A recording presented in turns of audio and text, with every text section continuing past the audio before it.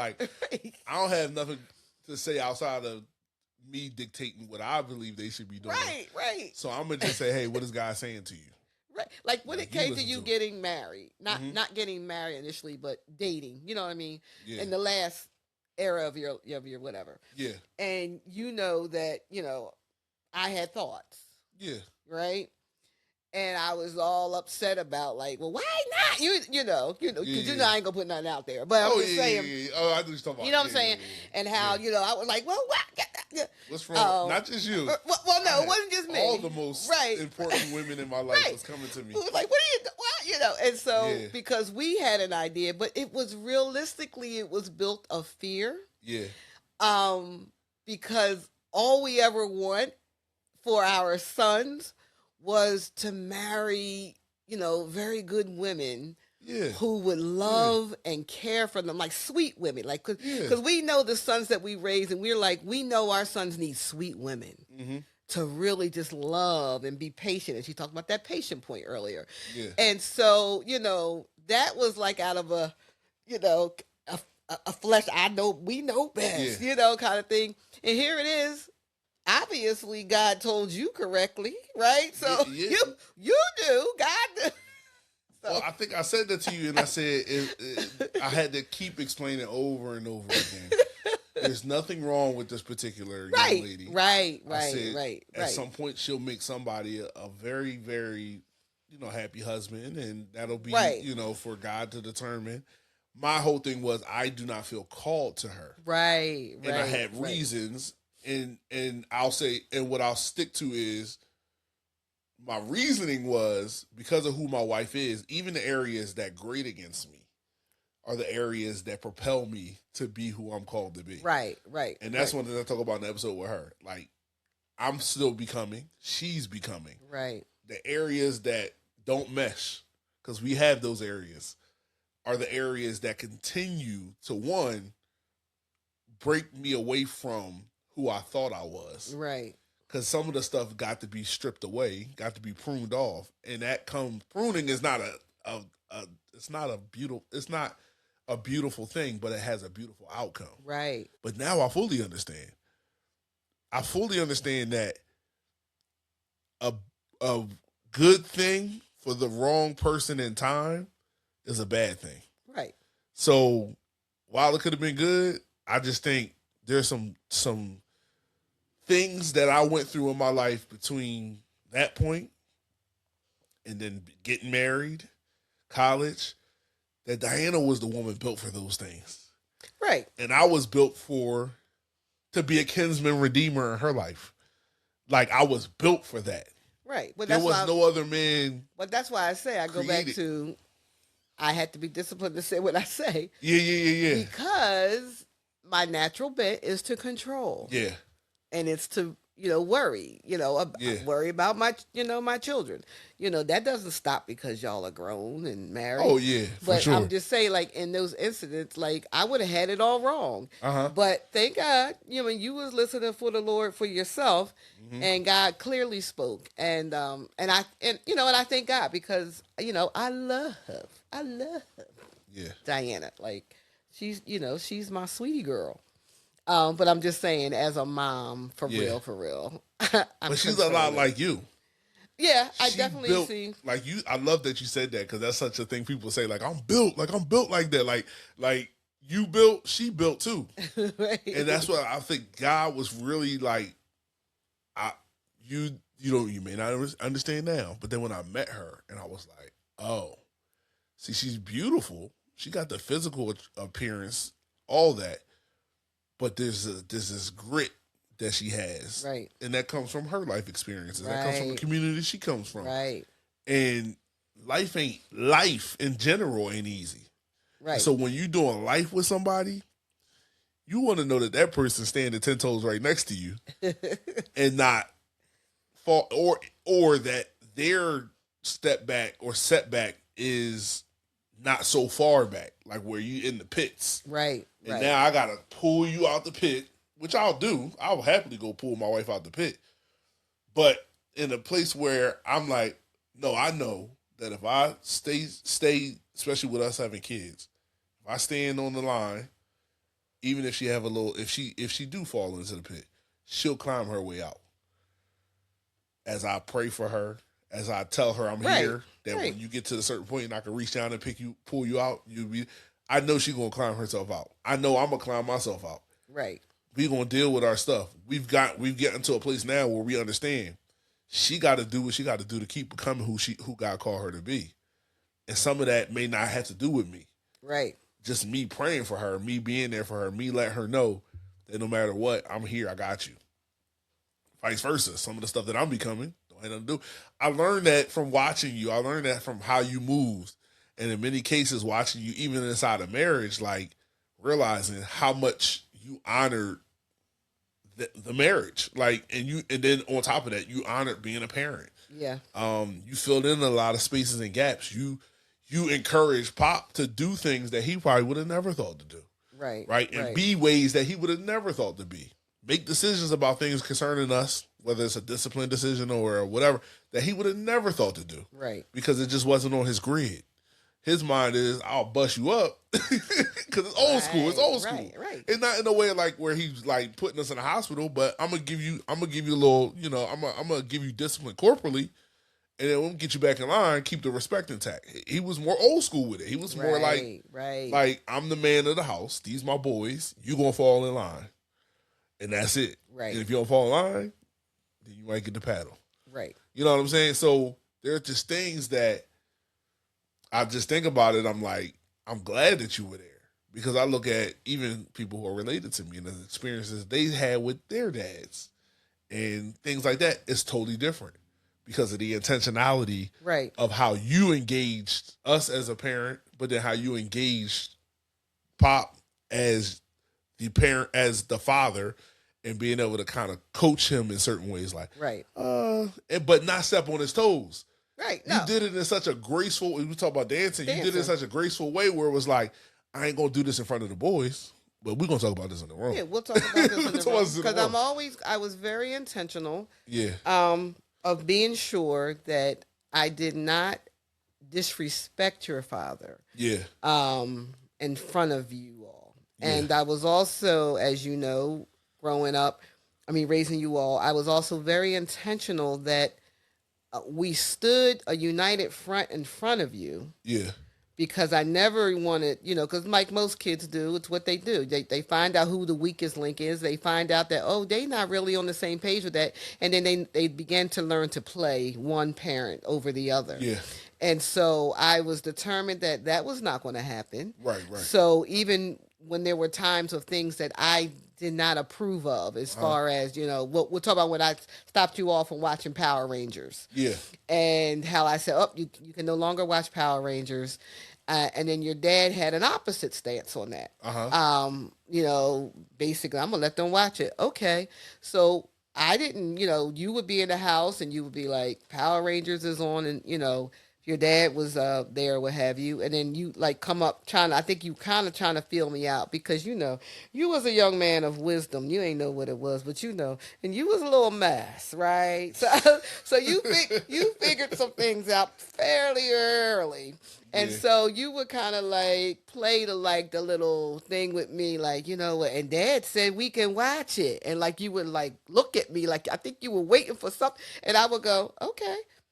Your father said you can watch it. All right. I was going to say, get to that part, because that's where you showed that you was a mess. Like, okay, no problem. I was like, you do. Go watch it. That's what your dad told you can watch it, then you can go watch it. And that's where I get my shady. So then he would go watch it, but then it'd be funny when his father wasn't home, because usually his father would announce, the Power Rangers are on, boys. Okay. But if their dad wasn't home, I never announced anything about the Power Rangers. But I wasn't going to then go in when Levi come to me. Well, Daddy said, okay, your father said. I wasn't going to go into a thing, instantly to his father, like, I said we wasn't doing that. Yeah. I was like, that your father said you could? Okay. So, Levi, if y'all don't know, Levi was my child who did this well up until like middle school. He would ask his father things that he already knew I was against. Yeah, like, especially like sleepovers on Saturday nights. Yeah, this one. Oh yeah, that was Pop Smoke. Yeah, so he learned very well, and he knew I wasn't, and I was not. Because we were supposed to be in church every Sunday. Not every other. No, not once a month. Every Sunday. Every Sunday and Wednesday. Yes, Wednesday for Bible study. That's right. So I would play the game. I'd be like, Pop, I want to stay at my friend's house. Da, da, da. He'd be like, oh yeah, you good? Go ahead. And then Levi would call me. Oh, Dad said I could. Okay. Okay. No problem. Then as I got a little older, she would start hitting with the conviction stuff. Oh, you missing a lot of church. I'm just saying. Okay, so you missing a lot of church. And then it became, well, why don't you have your friends stay over here? Now, mind you, I'm going to my friend's house, and I got friends' houses from grade school whose garages were big as our house. Yes, that's right. So I'm like, now you want me to invite these rich folk over my house? I was also a believer. I said, invite your friends into your world. We gonna pull up and they gonna be like, oh, this the garage? I'm like, no, that's my house. And what? But see, around here, we were them because we had the land in the house. So a lot of my friends from around here, when I'm talking about that, I mean, like when I went to Academy Park and things like that in high school, they thought we was balling. Like, oh, y'all own that property. You got the whatever, like a single house is not attached to anything. So they thought we was balling. So it was like a duality. Like to them, what they used to call me, Fresh Prince of Bel-Air. Right. They did. But it was like a duality thing, like or Fresh Prince of Briarcliff, I should say. So it was like I moved between two worlds. Like in one world, I'm poor. In the other world, like, oh, you're kind of well-to-do, like you're pretty like up there, and we don't see you hanging out like in our neighborhood in the streets and stuff. So you automatically we think you soft because you don't be around here, and we see you live on the side that's where our school is at, which is predominantly white. So yeah, you soft to us, like, and it's like it's funny people don't even understand. While the side I lived on technically was predominantly white, where we lived at was predominantly black. Yeah, the streets that we operated on, Cook Avenue, Garfield, and Academy, and Academy might have been a little more mixed, and Hopkins might have been a little more mixed, but we really operated Cook Avenue, Garfield, right, which was like all black basically. It was like one or two white people that lived on those streets on that side. Right. So, but yeah, continuing on to motherhood, I want to talk about a little bit about just raising me and Jordan, but also a little bit about having to advocate so early on, finding like, oh, he's me having issues. Reading comprehension is an issue.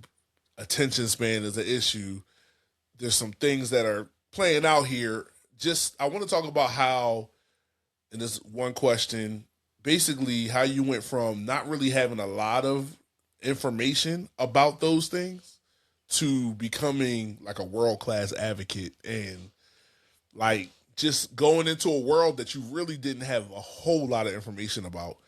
You had to learn on the fly basically to be able to do the things you did, but you made it happen to the point where I end up at Benchmark.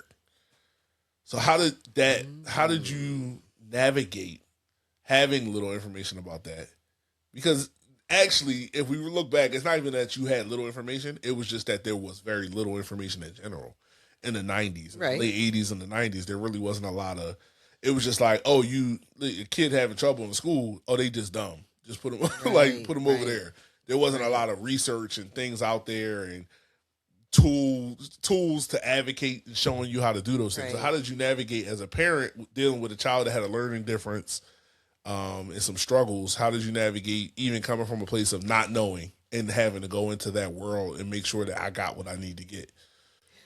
Again, I know y'all might be sick of hearing this, but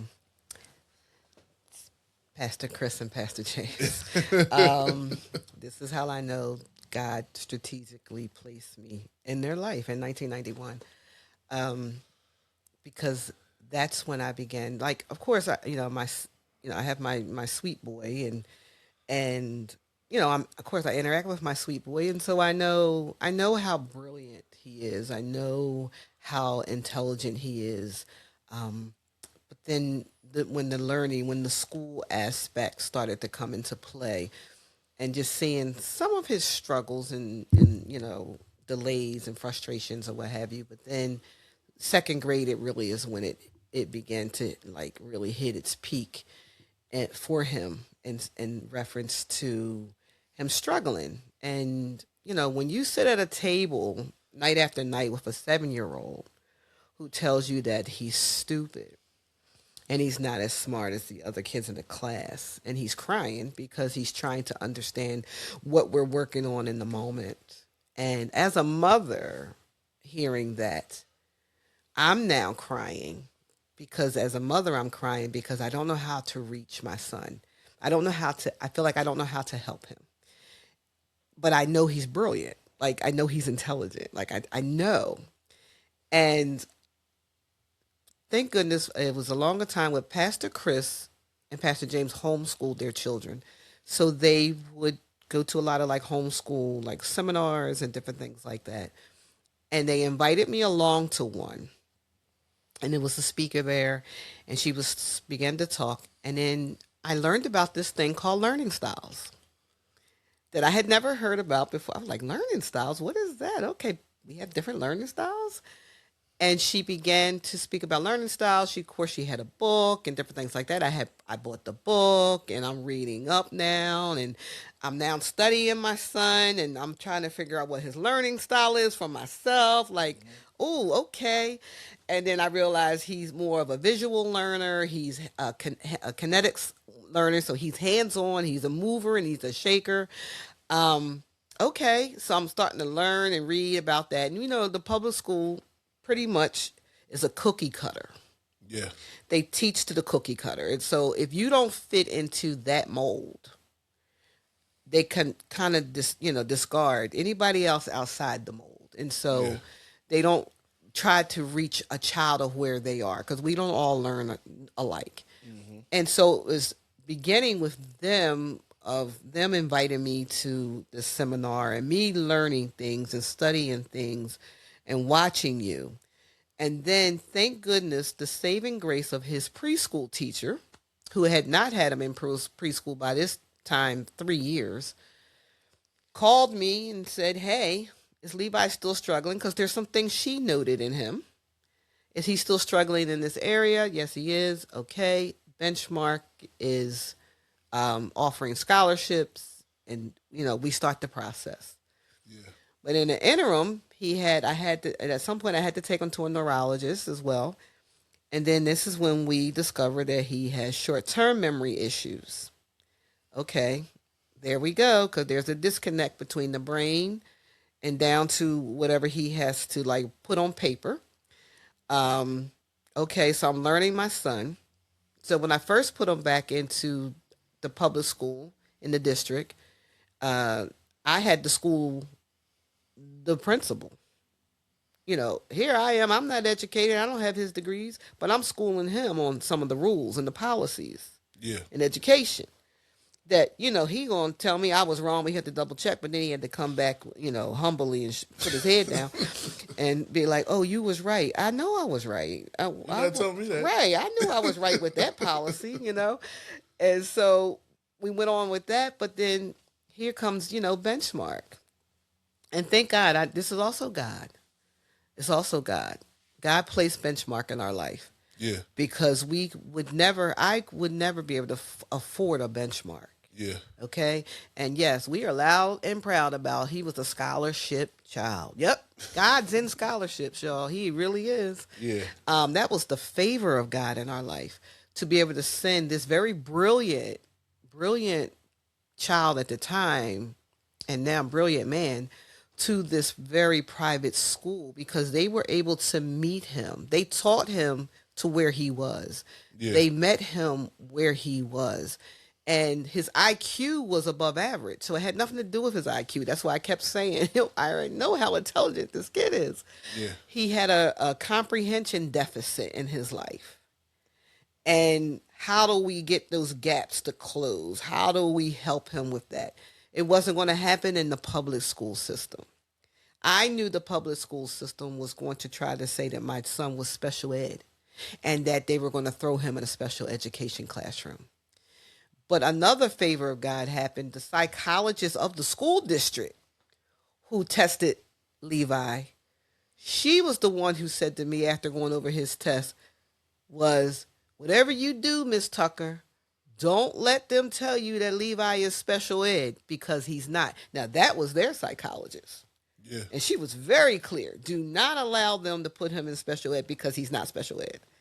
And so I thank God, but Benchmark came along and Levi flourished, and he by leaps and bounds in the school because of their technique. Yeah. And how their approach to education and tailored it to each child. They were even able to tailor it to each child. Yeah. To meet them where they were. And when I watched you, your confidence, building up, and you're growing, and it's like you're doing amazing things academically, your self-esteem began to grow as well. In that realm. And so you didn't feel as though like you weren't smart anymore, that you knew like, oh, because they were more creative. It met who you were. So they did a lot of creative things when you're learning. And you were more, excited about Benchmark, going to school.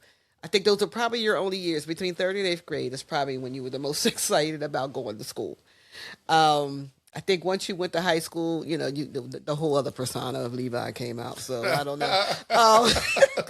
Whoa. But hey man, I was that boy. I love him, but I was that boy.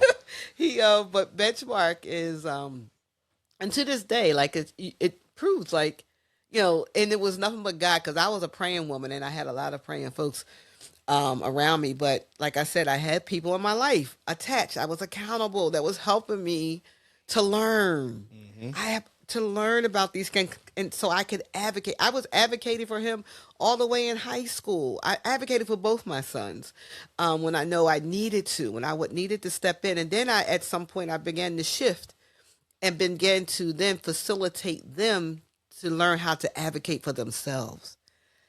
Because that was important, because I wasn't taught how to advocate. Right. So I didn't know how to do that. But I wanted my sons to learn how to advocate for themselves. So then I became that mother where they would come home with issues maybe they were having. More so Jordan. Levi was a little bit more tight with his.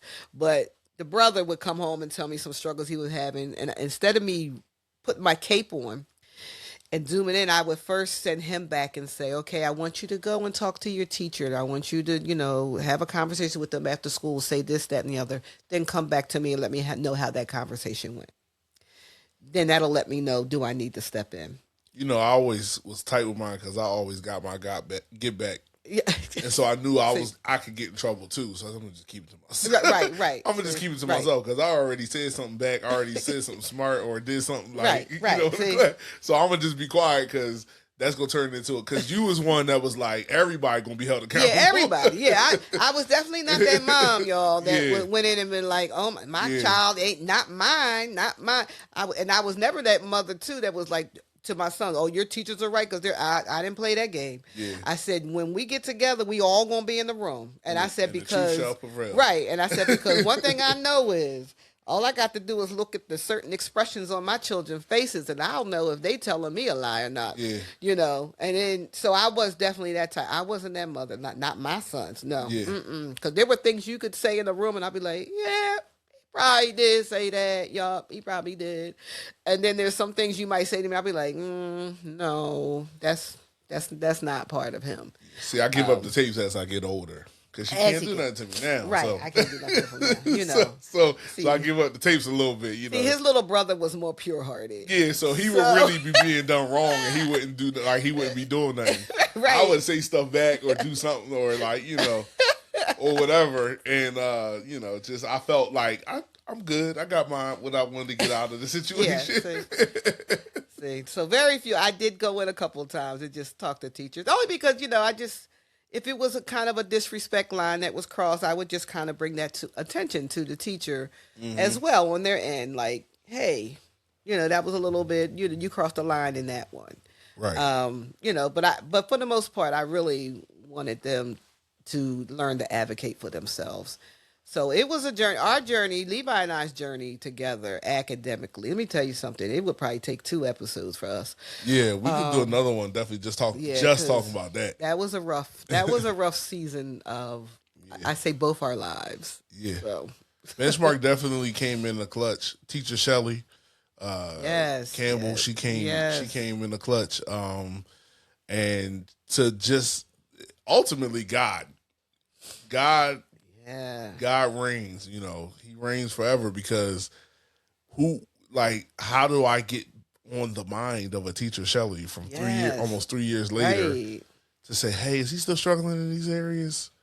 You know what? This is what we got going on. And I think her children were at Benchmark at the time. Right. And she was on like the board. So just that too, like, is something that's why I believe in God. And I don't argue with people. You know, some people say they don't believe in God and why it's this, it's that, or whatever. Do what you do. But there are clear things that have happened in my life that I witnessed, that I've experienced, that I could say that God is real. Right. And that's one of them.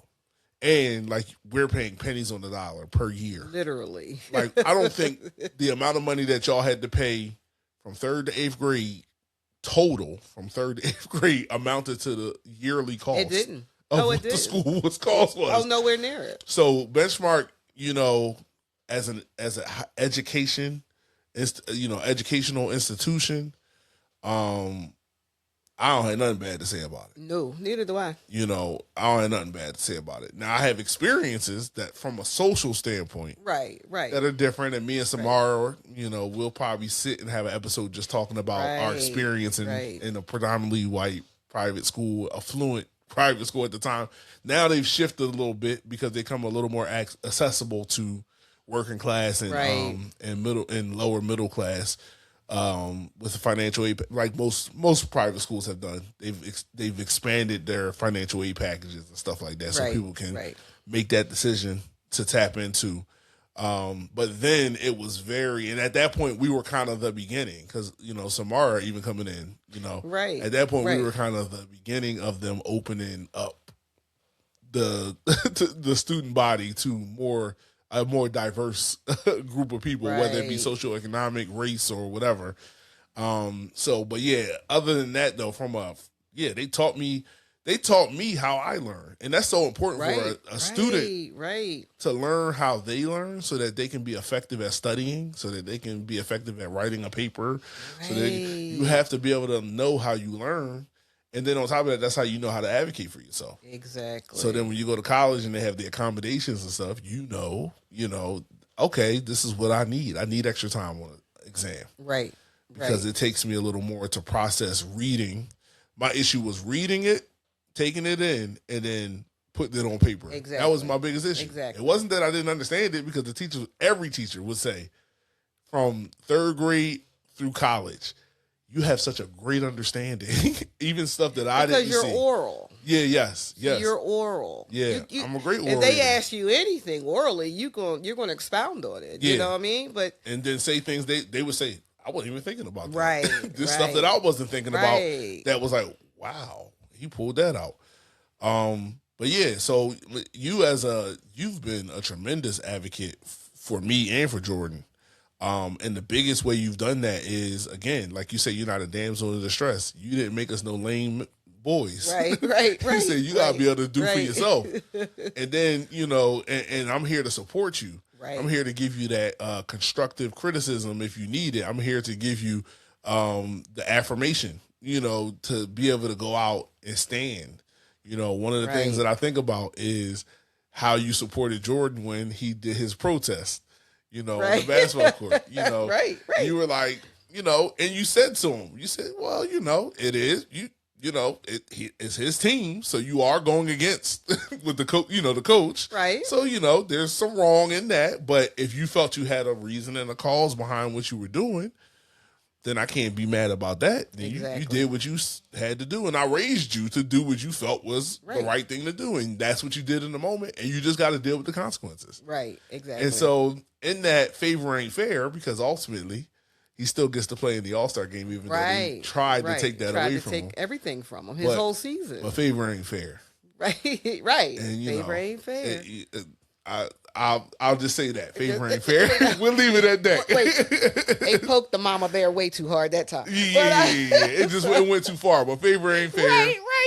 And ultimately, like I said, Jordan was the one, and this is why he always could end up in situations where adults would kind of lean towards being heavy-handed with him because they knew he would respond respectfully because of how he was raised. Right. Whereas they were afraid of his classmates and his, because they weren't raised the same way. Right. They would lash out, snap out, maybe even put hands on you. You know what I'm saying? Because in their head, like, who you talking to? You ain't my mom, you ain't my dad. Right. With us, it's like we was taught respect adults. Even if they ain't doing right, respect them, get home, let us know what's going on. Right. We'll go handle it. We'll take care of and it. at that moment, he was a senior. He had been 18 already.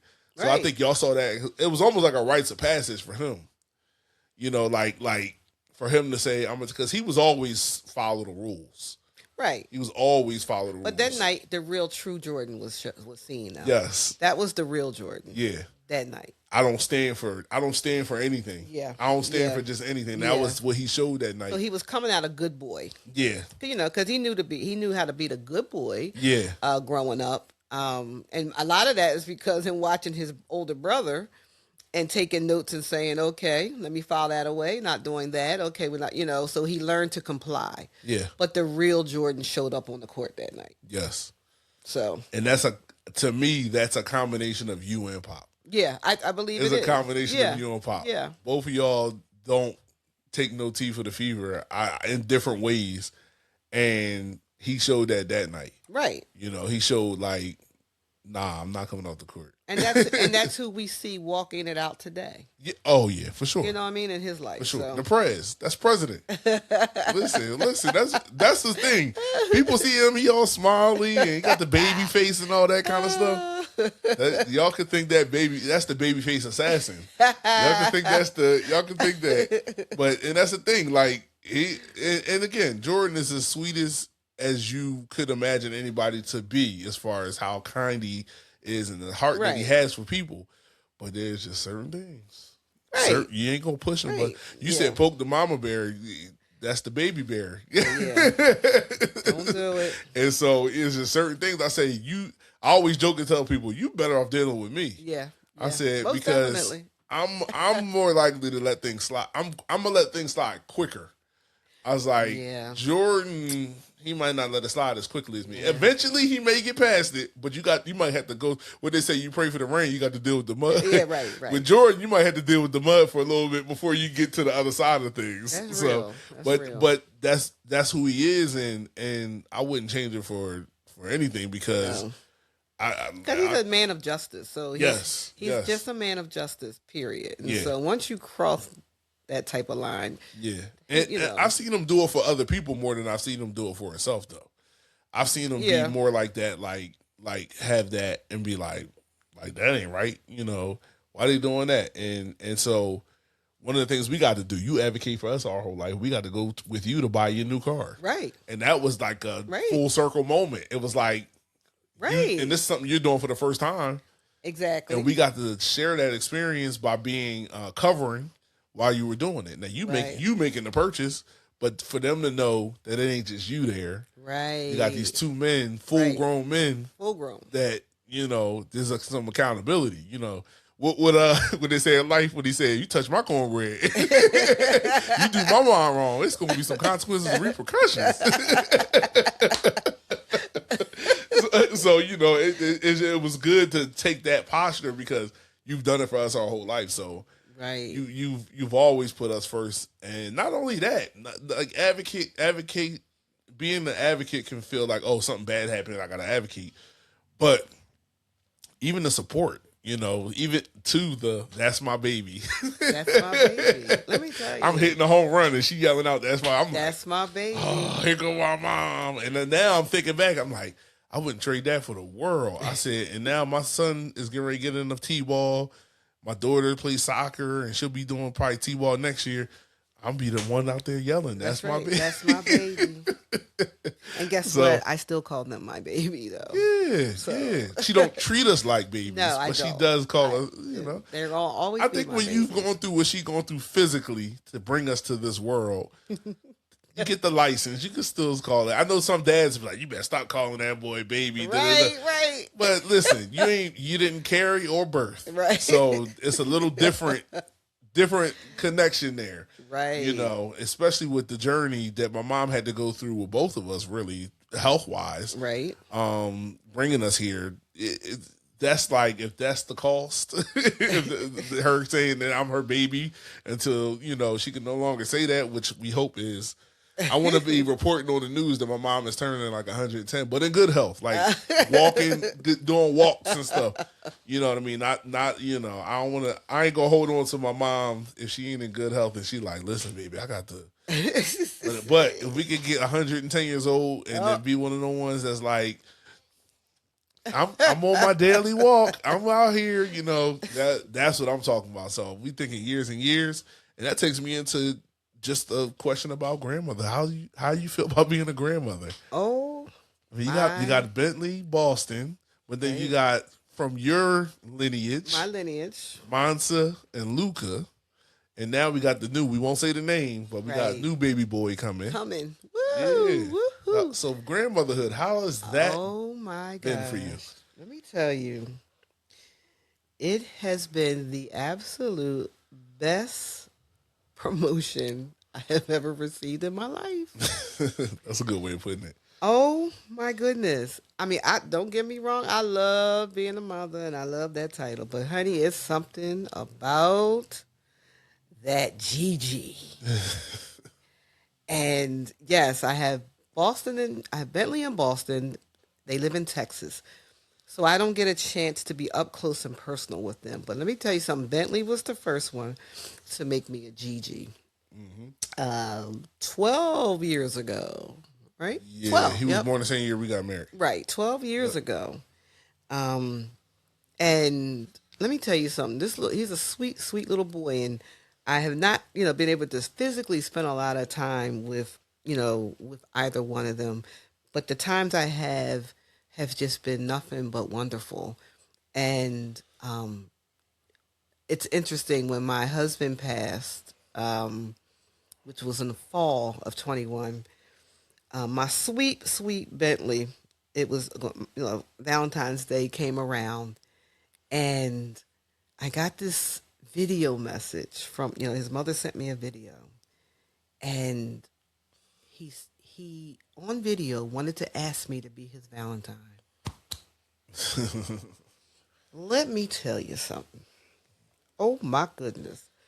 I mean, he wanted to, will you be, and went through this whole spill. You want to talk about a sweet boy and something that just touches your heart. And then the next day sent another video out checking on his Valentine. I said, boy, and I think I said something about, I'm already in love with you. Like, boy, you don't have to do all this. I already love you. But these are the things, along the way. And then here comes Mansa, who I get to be up close and personal with because we're here. And it's my oldest having a baby. Yeah. So this was a whole nother thing that I was just giddy. I was just, I don't know. It was just overwhelmed with different emotions. But this sweet baby boy came home and has stolen my heart. It has it to this day. And the older he gets, the sweeter he gets. And he's one of the most sensitive and emotional little boys, and very intuitive. He sees beyond a lot of what is before him. Yeah. And he reminds me so much of Levi as a little boy. And they had that same type of energy. Same type of energy. And acquisitiveness and curiosity. But he loves his Gigi. I mean, just loves his Gigi. And we spend so much time together when we can. He's constantly begging to come over. Last week he was telling me how he was sad because he just wants to spend the night at Gigi's house. And I didn't think it could get any more better than here comes Luca. The little girl, the little girl that we didn't know we needed. Yeah, that's twin. And then coming out, first of all, looking just like her dad, and then she looked like her Gigi, and then she sort of kind of acts like her Gigi. What I imagine, actually, what I say about Luca is she is the free version. She's who I was supposed to be allowed to be as a little girl. Yeah. And so I'm very appreciative of Levi and Diana, how they allow both of their children to be free. Yeah. And free in who they are. And they're not trying to squash them. They're not trying to mold them differently or make them be, what they're not. That they allow them to be free. And it's such a blessing to my soul because I feel like the Lord in some ways is giving me like a do-over. And I've told Levi early on how when you're raising children, so when I'm raising him and Jordan, I probably miss a lot of the little things in their life because as the parent, you're so involved in the little things and you're trying to are they safe? Did I feed them? Do they have this? Are they okay? Okay. So you're more uptight, I feel like, when you're parenting. And then the next level as a grandmother, as a Gigi, because I don't have to be in the trenches of their lives like that, the deepest of the details. I can sit back more and I catch more of the little things that tickle me about them. I catch some of their facial expressions, their body languages at times when nobody might be looking. Like I watch little things in them that I get less tickled because I'm able to do that. Yeah. Because it's for Levi and Diana to be disciplined in their children and all that. I'm coming in, it's Gigi. What we doing today, having fun. Now, only time every now and then I gotta, as Levi says, they get to meet the mother that he knew. The mother that raised me. The mother that raised him. Just every now and then. Very minimal though. But it ain't even a paddling thing at all for me. It's a word thing. I might have to now that's not what, and they're a little shocked when that happens. Because they're like, whoa, wait, this is Gigi, Yeah. But it's just been, I think there's another level and layer of freeness in me. Okay. That the Lord has and continues to use in my grandchildren. Yeah. And I think it allowed me to go back and be in touch with my childhood. Okay. In a way where I'm like, wow, okay, Lord, I can go back because I'm watching my grandkids and I can go be a child. I can be free to be a child. Mm-hmm. These people bring out the best of me. And our thing, Mansa and Luca, our thing is, I tell them all the time, I say, you make my heart smile. And they love that. They do. And now Luca will say to me, Gigi, you make my heart smile. And then she'll tell me, you're the best Gigi in the whole world. What are you going to do with that, people? What am I going to do with that? I always thank God. I don't take for granted. Yeah. Because I didn't have to be here to even have this type of relationship with my grandchildren. So I thank God all the time that he's allowed me and allowing me to be in my grandchildren's lives. That they have character imprints of me on them. That even to the day the Lord calls me home, there are just things that I know my grandchildren are going to remember about me. Yeah. Because of our interactions, little things that I've done, that they're not going to forget me. And I thank the Lord for that. Like, this is it's not a given, it's a blessing. And so I don't take it for granted that God is like allowing me to be in the lives of my grandchildren and to anticipate just short couple weeks, really, that my next grandson is from my baby boy. Yeah. That's a whole nother thing too. I said I had to deal with my oldest having a baby, and now baby boy is becoming a dad. So that's like you grown, Pastor. You grown now. Grown, real grown, right? all your children, biological and in love. As far as the having my half sister Felicia, all your children gonna have grandkids. And let me shout out my daughter Felicia too, though, because she's not biologically my daughter, but she's biologically my late husband's daughter. But just the fact that she allowed me in her life, I don't take that for granted either, because she didn't have to open up her heart and her life to me. Yeah. And which she has from day one, when we had opportunity to meet her, and then when her children came along, that she sees me as one of her mothers, and she sees me as the Gigi to her sons. Yeah. So I just want to, Felicia, thank you, because you didn't have to. You didn't have to, but you so choose to. And it's genuine. That's the thing. It's genuine that she wants me and likes me in her life. Yeah, I think it's interesting. I think about that. I think about the Youngs, Miss Young, Gladys. Mm-hmm. Yeah. And even her embracing of you. Yes. And even Christy. And Christy. And Christy. And I think about just women, get this bad rap for being catty and not being able to get along, especially in a situation like this, that people can. But when you have people who are moving in grace, and looking to understand, as opposed to looking to be understood first, right? I think you set the stage, particularly when I think about the older women in the scenario. So you, Christy, and Miss Gladys, right? When I think about y'all, I think like there was such grace that was happening between.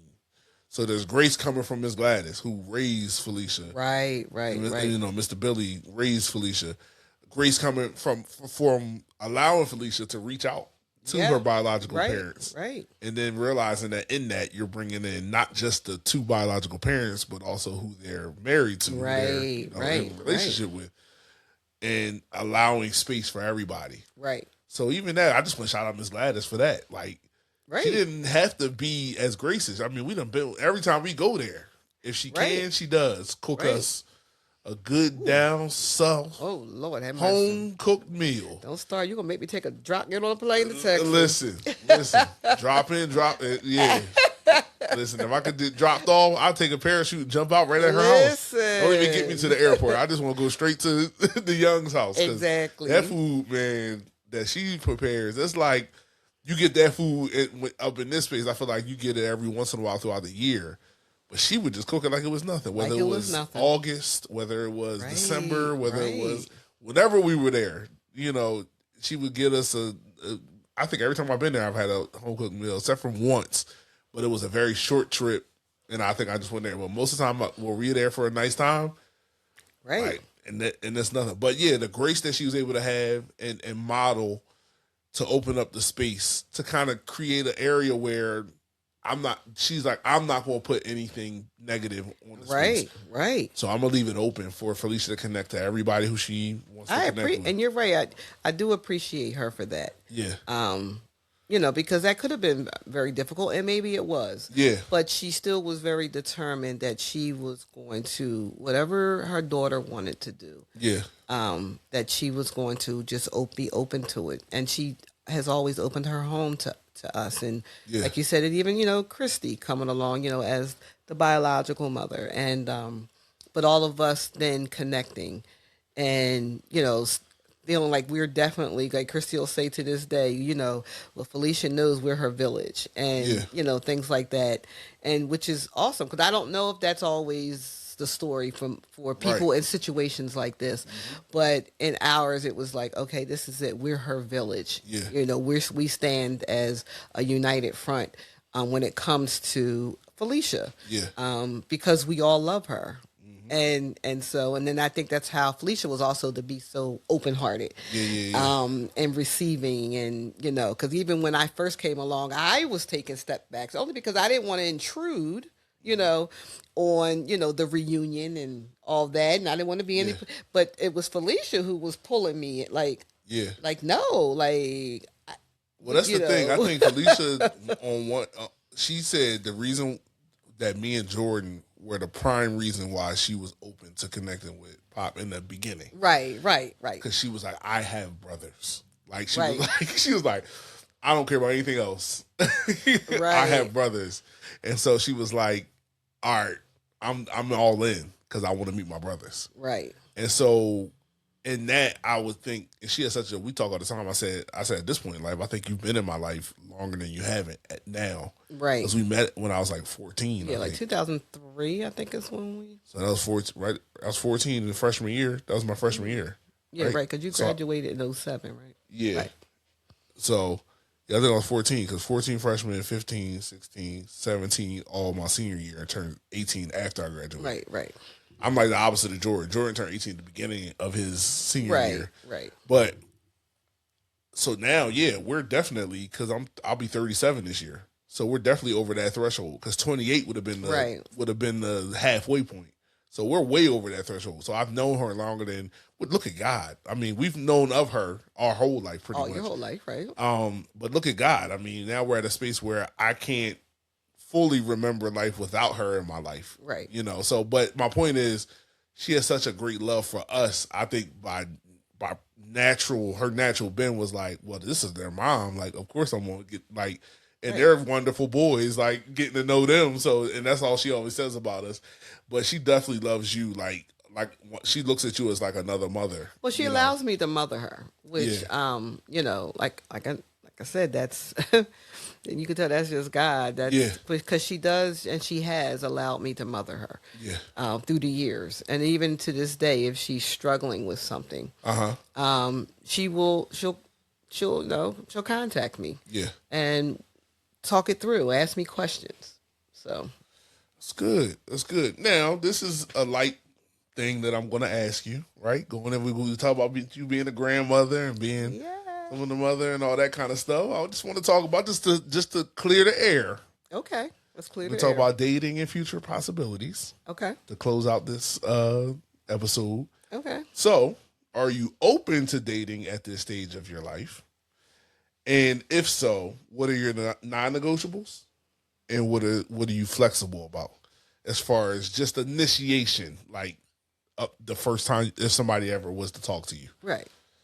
Am I open to dating? I am open to dating, but I will only date for marriage. Okay.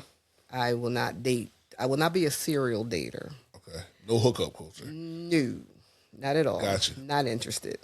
If the goal was not marriage, on the other end, there's no reason to, continue on this conversation at all. Because I mean, don't even start the conversation if it ain't. Yeah, that's not where you at. That's not where you at. Because I'll be 61 this year, and some of the from me looking out, and it's just so many even men I noticed. Even in my age bracket, who are just immature or still trying to be players. Yeah, I was going to say something else, but that's not appropriate. What I was going to say.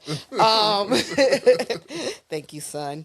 Forgot what I was doing. Who I was on camera, but yeah, players. And I don't have time. First of all, I'm going to be 61. I don't have time.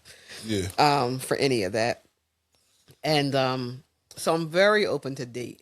Have I dated since your father passed? No, I have not. Okay. I have not dated. I didn't ask that, but that's a good self question and answer. Yeah. I have not dated since your father passed. Okay.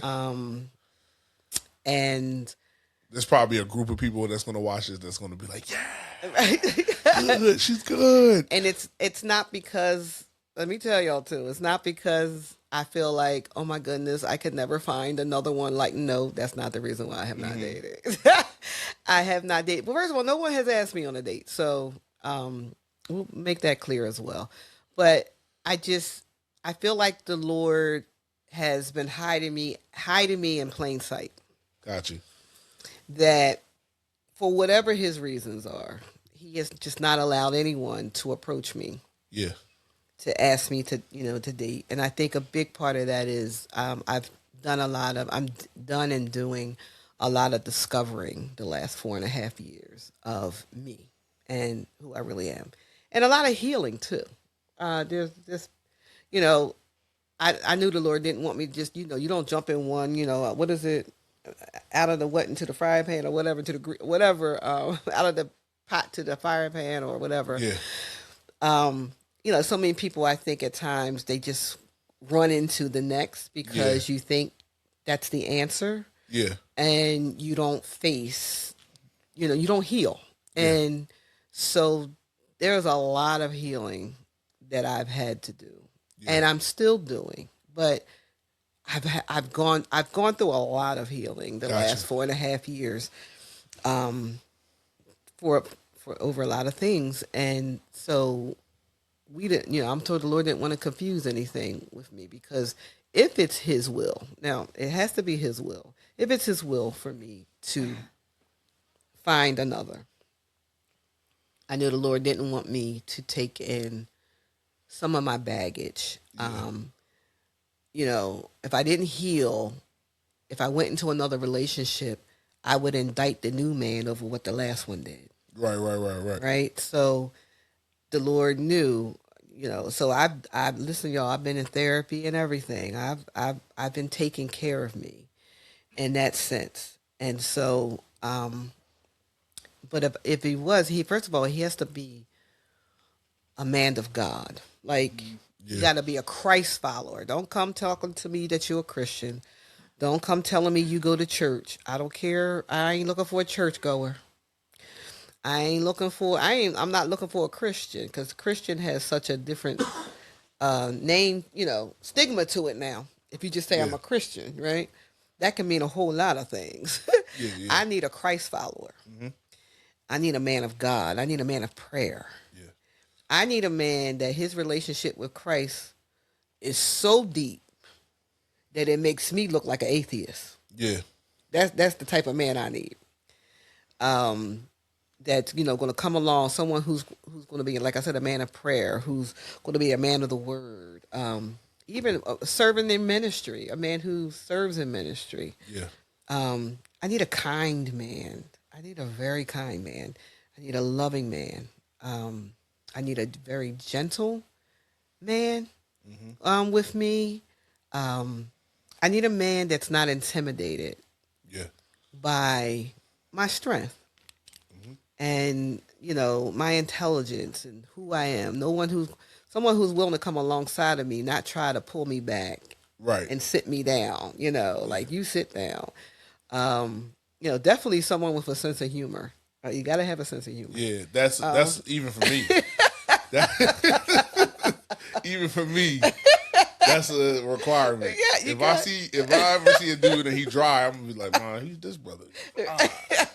Yes, he gotta have a sense of, and he has to love family. Yeah, he has to love and respect family, and he's definitely gonna have to love and respect my children and my grandkids. I need somebody. I'm just saying, somebody who likes to travel, that would like to travel and go and do things and see different things, like even go to the theater, like culturally, and different things like that.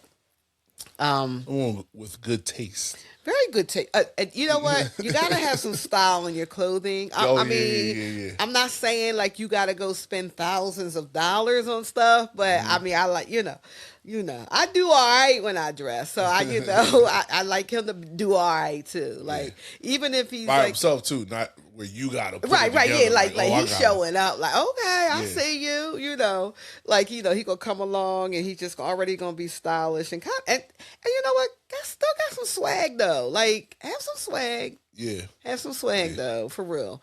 Like, don't be too straight laced, but I like a little swag, and like I said, a little, dress nice. How somebody likes to dance? Like, I like to dance. Like, I keep trying to tell my kids to throw me a party this year just so I can dance. I just want to dance because I just like to dance. But yeah.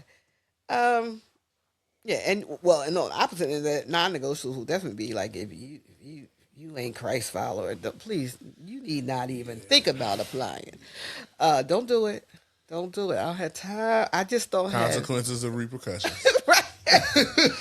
I just don't have the time or the energy. I'm just not gonna lie about it. I'm not about the foolishness. So don't be foolish. Don't be a foolish man. I'm just not about the foolishness and the games. Not about games. Too old to play games. Yeah. I done lived through games. I'm good. I'm good now. Yeah. Like I said, just someone who is definitely a man that is mature enough that he literally would just have eyes for one woman, and that would be me. Yeah. You know what I mean? It doesn't say that he doesn't have the ability to see beauty elsewhere. That's not what that's about. It's more like the desire part of it. The desire, like, where just your like fixation is. Right. Like, I am so clear that this woman was given to me by God, and I don't want to fumble this. Right. And so my eyes are for her. Yeah. Period. You know what I mean? Because I have, I bring the same thing to the table. You know how people go, what you bringing to the table? I am the table. I am the table. Trust. You know what I mean? Trust me. I am the table. I bring a lot to the table. And I'm not speaking in a perfectionist way because I have my flaws. Yeah. I do, and I know I do. But I know what I bring, though. I know the quality of a woman that I really am. Yeah. And I'm becoming more and more acquainted with her. Yeah. So the more acquainted I'm coming with her, the more sensitive I am to foolishness coming down the road. Like, right. Like, no. And I think to your point of that, too, I think that's the thing that men who do the whole what do you bring to the table thing, men who do that, to me, they're not realizing how that question is not deep. It's not as deep of a question as they think it is. Right. They think they saying something deep, like what you bring to the table. And it's like, what are we talking about here? What are you bringing to the table? If you want me to bring the traditional as a woman, but as a man, are you bringing the traditional? Are you going to make sure I got a house? Are you going to make sure all the bills is taken care of? Are you going to make sure? Do you have that? Because now some of them men still be like, well, it's a two-income situation we living in as a society now. You have to have two incomes. It's like, all right, cool. So then that means we are equal partners in this thing. And you should be washing as many dishes as I'm washing. You should be doing the clothes as much as I'm doing the clothes. You should be cooking as much as I'm cooking because we both got to work. So when you say that whole like, what am I bringing to the table? I'm a table, and I'm bringing it to the like. You should be bringing you a table too. Right, you bring and you need to bring it, and we put our tables together to create one table. Create one table, and that's what we're doing. So. I like that point that you made. Like, I am the table. It's like, you are too. I am the table. You know what? It'd be good if you have a pension in the 401k. I'm just saying. And if you could retire me, that would be wonderful. I wouldn't mind that for my mama. I wouldn't mind that for my mama. If you could do that comfortably, that's not a hurt piece. But not in place of being a man of God. No, not in place of, because some of y'all gonna have the means, right, yeah, but you ain't serving the Lord. You serving yourself. So we ain't getting trapped in that. I only want really all I wrap it up with that is I only want what God wants for me. Yeah, and I am resolved and continuously coming more resolved in this. If it's God's plan for me to be remarried, that's great, and I know that He'll expose me to the right one. And he's already has them out there. He's still preparing him and preparing me, if that's his will.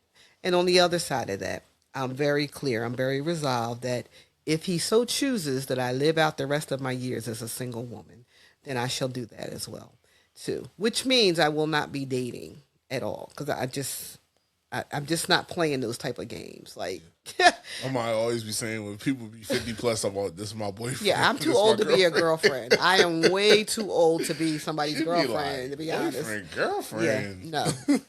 We dating, God says they're all the ones, then that means literally it shouldn't take more than 6 months to know. Yeah. To be honest. So then that means 6 months after that, we walking down the aisle, we don't mean it be, and we gonna go live, whatever on, but they're not gonna call me a girlfriend in 5 years.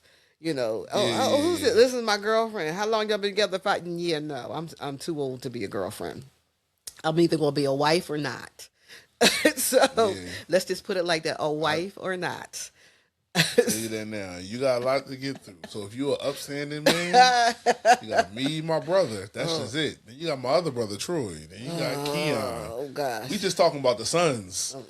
We just talking about the Sons, and there's several more. There's huge pockets of tribes that wrap around. Yeah, there is. My mother. There really is. You didn't even get to the final boss, and that's like me and Jordan are kind of with that too, because we're kind of in the mix of that. But when we talk about the final, we talk about someone who has been a shepherd over her for 35 years. 35 years, and Pastor James and Pastor Chris might be worse. His wife might be worse. Not might be. So that's I say Pastor James, but really it's Pastor Chris. That would be like, and Christiana, because everybody might check you out and be like, oh yeah. Da, da, da.